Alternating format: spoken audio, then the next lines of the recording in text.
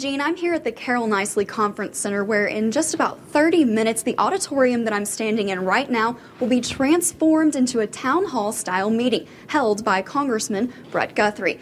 Now we're here live at the Mass Media and Technology Center on the campus of WKU, where inside today was turned into somewhat like a courtroom.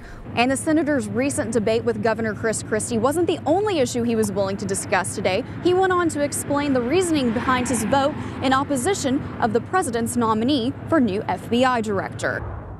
Marquinta Jacobs, a soldier at Fort Knox, has now been charged with murder following a shooting that happened there yesterday afternoon that left one civilian worker dead. Holiday Bash 2012 is well underway. As you can see behind me, the live auction is just about to begin. It was after those workers heard the first couple of shots that they actually came outside to where I'm standing right now in this parking lot, where they saw everything that happened across the street from that point on. Now, the deer came in through this door behind me and then ran around the restaurant before finally busting through one of the front windows. I'm here at St. James United Methodist Church, where the Empty Bowls dinner has just begun.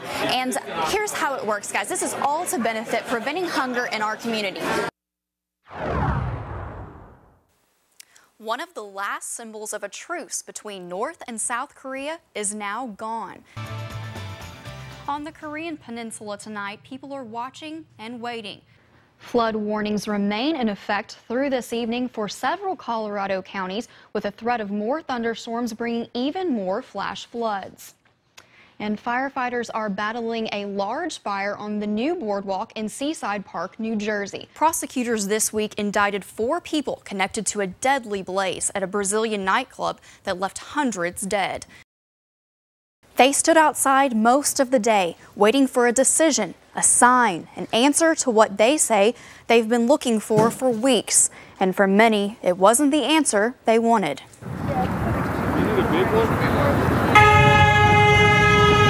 Close friends, some family, gathered outside the Warren County Justice Center today, where they did the only thing they knew to do, rally for their friend.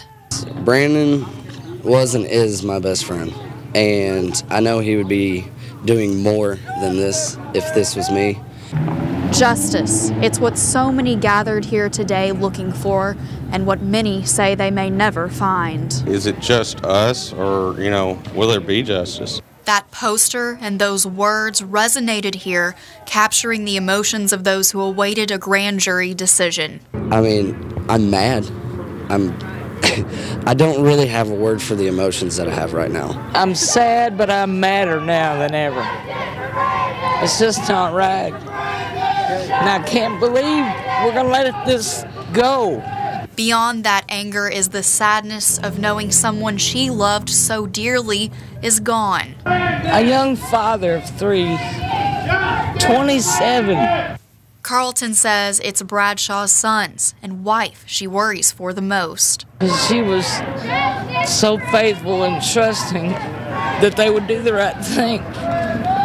These people have waited weeks since Bradshaw's death to get what they hoped would be justice. And to many of them, nothing was found. I don't know where to go from there. I don't know where to go. Many of the people at today's rally believe justice was not served in the decision and say they will continue to be a voice for Bradshaw. Gary Thompson says he made up to 6 figures a year scamming people in Lexington. Now he's in Glasgow. Good evening, everyone. I'm Gene Burke. And I'm Casey Wheelis. Thanks for joining us. Our Melissa Warren tracked down Thompson, who says he's not panhandling anymore. Hear what he had to say in tonight's top story at 10. When we first heard from multiple viewers that Gary Thompson was in South Central Kentucky, we went to our Facebook page to ask our viewers to help us find him. And today, we went to Glasgow on that search. We heard he was at the Happy Valley Inn, and sure enough, he was. So we asked him if the reports of his begging and pretending to be disabled were true. We sued Honda of America for $2.4 million like years ago, but that money was gone after the market crashed, and then I was homeless. My mom has cancer, so then I had to panhandle to have a place to stay and to be able to eat. Now, did you stop panhandling? Yes, ma'am. Okay, so you say you haven't been doing that since you've been in Glasgow? No, ma'am. One hotel manager says that's not the case. I've lost a lot of customers because they don't want to come here and be, people bumming from them as soon as they walk out the door. She says he's also threatened to sue her by having a wheelchair accident. He turns it over right there at that Coke machine.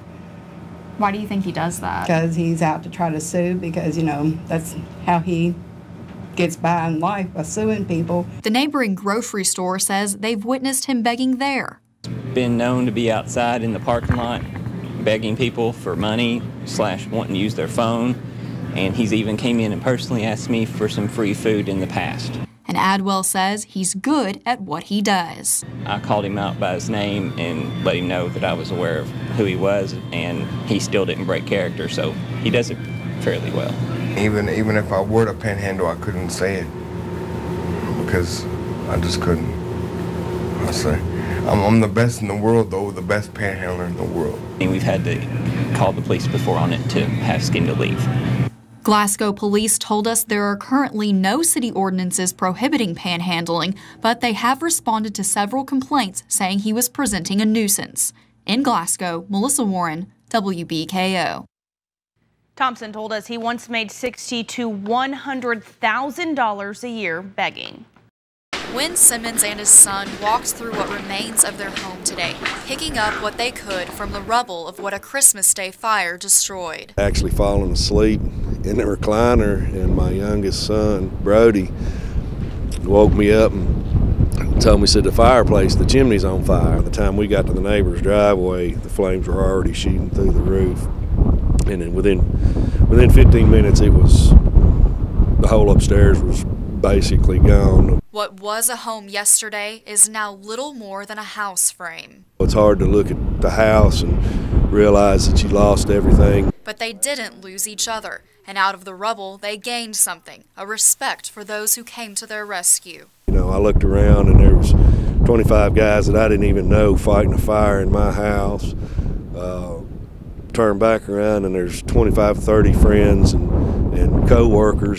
Despite their loss, Simmons has so much to be thankful for this holiday, his family and those strangers who worked tirelessly to save his home. And these firefighters, they're putting their life on the line. Even on Christmas, with no pay, they answered their call for help. To have someone like Mr. Simmons be as grateful as he was and to go out of his way to say thank you for the effort that we put into it, that's pay to us.